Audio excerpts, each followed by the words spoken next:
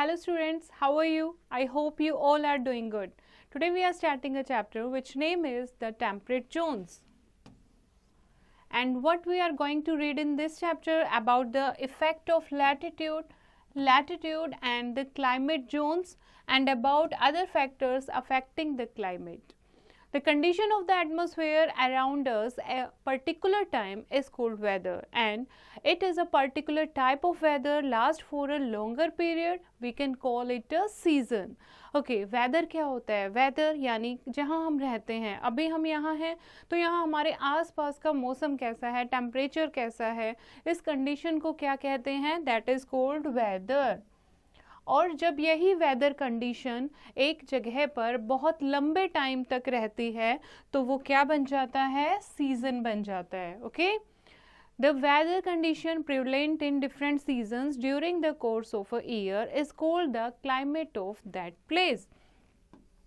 अब क्या होता है, किसी भी जगह का जो वेदर है वो चेंज होता रहता है सीजन वाइज भी. जैसे कि समर सीजन है तो उस टाइम क्या होगा? गर्मी होगी, और गर्मी में भी डे टू डे जो है वो टेम्परेचर जो है चेंज होता रहता है. हो सकता है सुबह जो है वो माइल्ड टेम्परेचर हो, दिन के टाइम बहुत तेज गर्मी हो, उसके बाद रेनफॉल हो जाए, तो उसको क्या कहते हैं? Climate of that place.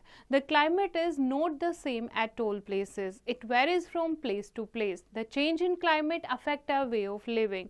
अब क्लाइमेट जो है वो किसी भी जगह का सेम नहीं रहता, ठीक है, वो डिपेंड करता है प्लेस टू प्लेस. और क्लाइमेट की वजह से जो हमारा रहने का वे है कि कैसे हमें कपड़े पहनने हैं, क्या खाना पीना है, वो सारा चेंज हो जाता है.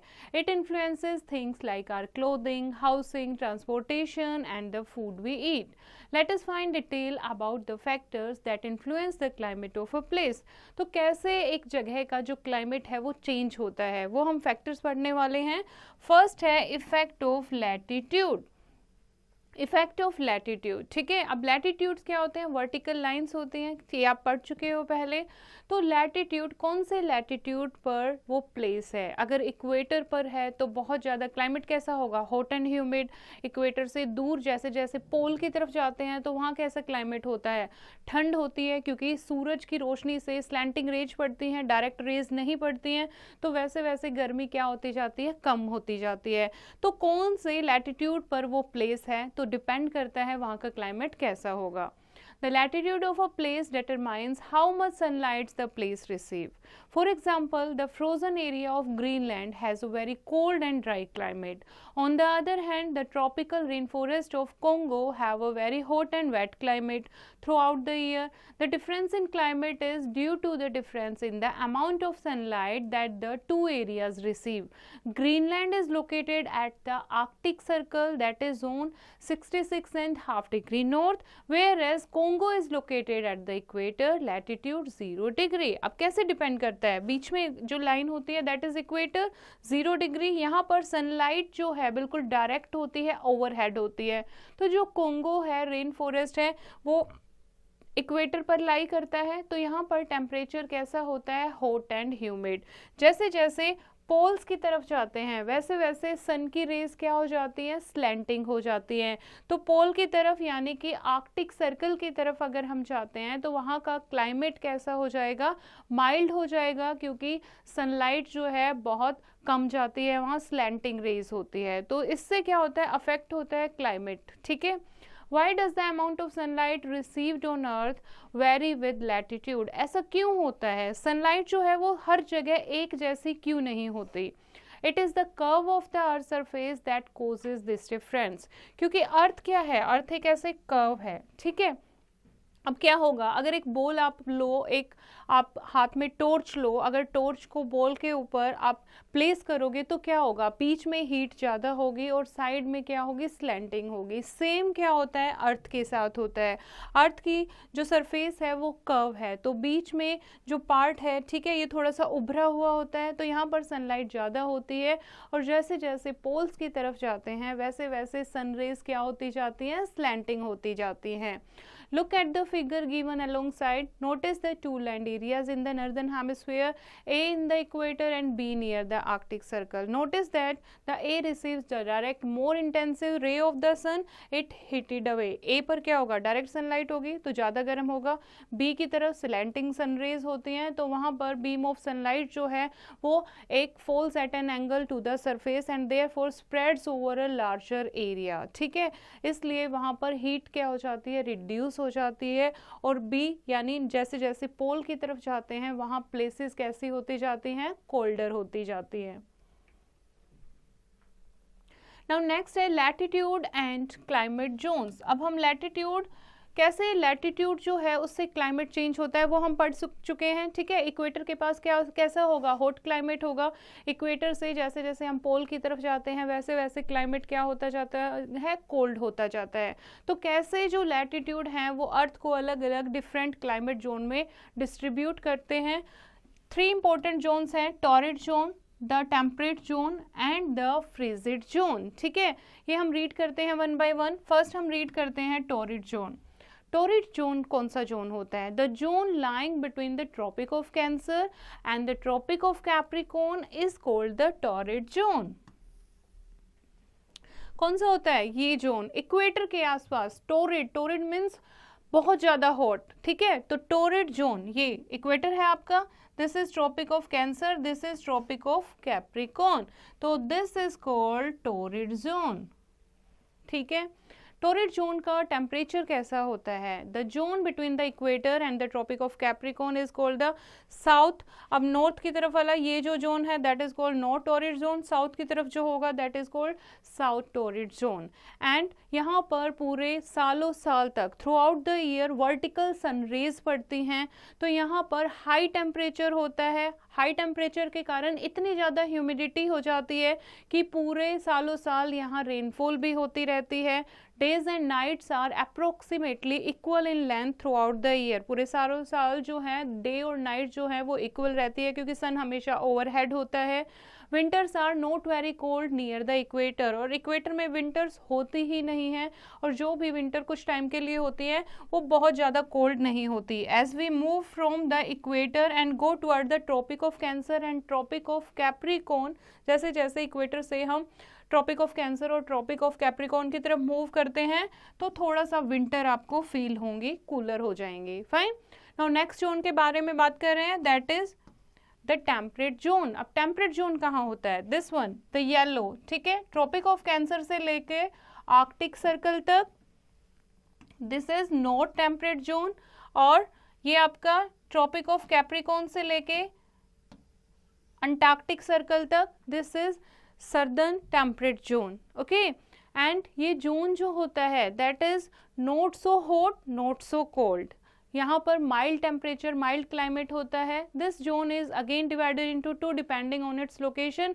The north temperate zone lie between Tropic of cancer to Arctic Circle and the south temperate zone that lie between the Tropic of Capricorn to Antarctic Circle. This zone receives slightly slanting rays of the sun. अब sun की raise यहाँ पर direct नहीं होती, कैसी होती है, slanting होती है. thus is comparatively cooler than the places lying to the torrid zone. The summer and winter seasons are very distinct here, and hence the days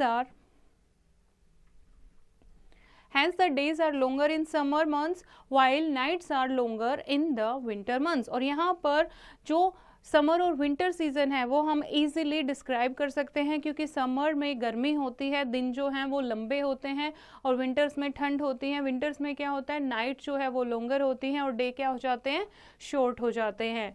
next zone है फ्रीजिड जोन. नाम से ही पता लग रहा है हमेशा बर्फ जमी रहती है. ठीक है, आर्कटिक सर्कल से नॉर्थ पोल तक और अंटार्कटिक सर्कल से साउथ पोल तक का जो एरिया होता है that is called frigid zone. अब नॉर्थ पोल की तरफ जो होता है that is north frigid zone, South Pole की तरफ जो होता है that is south frigid zone. At the frigid zone, the latitudes are high and the rays of the sun are extremely slanted as they hit the land. और यहाँ पर सन की जो रेज हैं वो extremely slanted होती हैं, पहुँच भी नहीं पाती हैं पोल्स तक. ठीक है, the intensity of sunlight received by the surface is thus very low and the climate is very cold. In the frigid zone, there is a continuous daylight for 6 months followed by continuous night time lasting 6 months। और poles पर यानी frigid zone पर क्या होता है, 6 महीने continuously दिन रहता है और 6 महीने कॉन्टिन्यूसली क्या रहती है, नाइट रहती है। नाउ और कौन से फैक्टर है, ये तो हम बात कर रहे थे factor affecting the climate of a place. First is latitude, तो लैटिट्यूड से कैसे जोन में डिवाइड होता है, कैसे किसी जगह का क्लाइमेट अफेक्ट होता है, वो आप पढ़ चुके हो। अब और क्या फैक्टर्स हैं, सेकंड इज ऑल्टीट्यूड। ऑल्टीट्यूड क्या होता है, हाइट, ठीक है। जैसे जैसे हम हाइट पर जाते हैं वैसे वैसे टेम्परेचर कम होता जाता है, ठीक। The height of a place above the sea level is called altitude. The temperature decreases with an increase in height above the sea level. The higher we go, the cooler it becomes.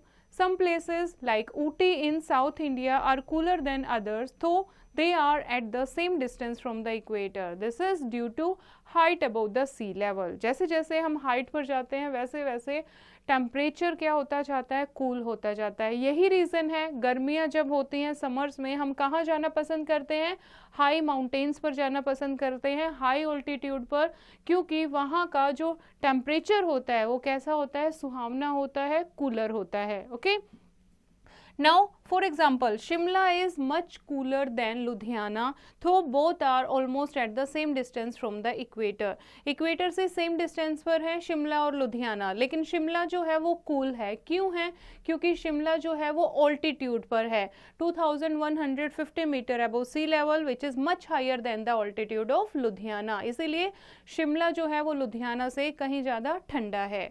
Now do you know Mount Kilimanjaro in Tanzania in Africa is near to the equator, that is still covered with the snow because of its height above the sea level। अब देखो mount Kilimanjaro Tanzania Africa में जो कि equator पर लाई करता है, लेकिन फिर भी ये बर्फ से कवर्ड रहती है माउंटेन। क्यों रहती है, क्योंकि जो इसकी हाइट है वो सी लेवल से कहीं ज़्यादा है। नेक्स्ट है डिस्टेंस फ्रॉम द सी। अच्छा, फर्स्ट था क्या, according to latitude, second is altitude, third है डिस्टेंस फ्रॉम द सी। कोई भी जगह सी से कितना दूर है। जो भी प्लेसेस नियर द सी होती हैं वहाँ ना ही ज़्यादा गर्मी होती है ना ही ज़्यादा ठंड होती है, वहाँ पर कैसा क्लाइमेट होता है, मॉडरेट क्लाइमेट होता है। Such as places like Delhi and Amritsar which are far away from the sea have an extreme climate। क्योंकि सी के आसपास नहीं है जैसे दिल्ली और अमृतसर, तो कैसा क्लाइमेट होता है, एक्सट्रीम क्लाइमेट। एक्सट्रीम क्या होता है, समर्स में बहुत ज़्यादा हॉट और विंटर्स में बहुत ज़्यादा कोल्ड।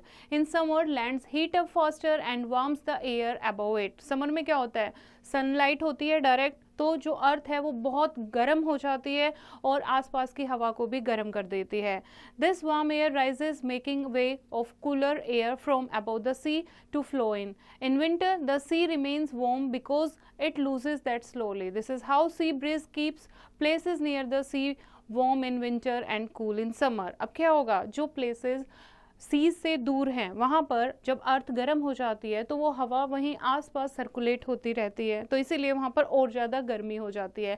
लेकिन जो प्लेसेस हैं सी के पास होती है उसमें क्या होती है, जब गर्मियों में गर्म हो जाती है अर्थ तो हवाएं जो हैं वो सी से जो ब्रिज चलती है यानी समुंदर से अर्थ की तरफ, ठीक है, वो ब्रिज जो चलती हैं वो लैंड सरफेस को क्या बना देती हैं, वो मॉडरेट बना देती हैं, गर्मी को कम कर देती हैं। ऐसे ही जब सर्दियों में जो अर्थ है वो ठंड हो जाती है, वहाँ पर ठंडी हो जाती है, तो लैंड ब्रिज है वो सी की तरफ चलती हैं, सी ब्रिज और सी के पानी को गर्म कर देती हैं और सी ब्रिज जो है फिर लैंड को मॉडरेट बना देती हैं। इस तरीके से जो भी जगह सी के पास होती हैं वहाँ का क्लाइमेट कैसा होता है, मॉडरेट क्लाइमेट।